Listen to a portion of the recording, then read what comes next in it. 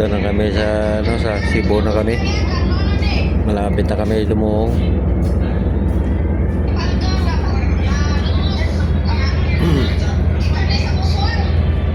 Dali na lang mga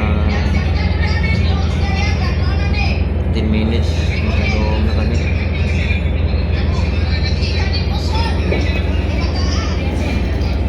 Ano pa lang, alas 3 na naman galing araw.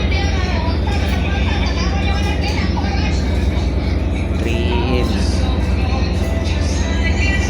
Ang bilis yung takbo namin. Umalis kami sa Surigao. Alas 7 ng gabi. Ngayon alas 3, nandito na kami sa Cebu.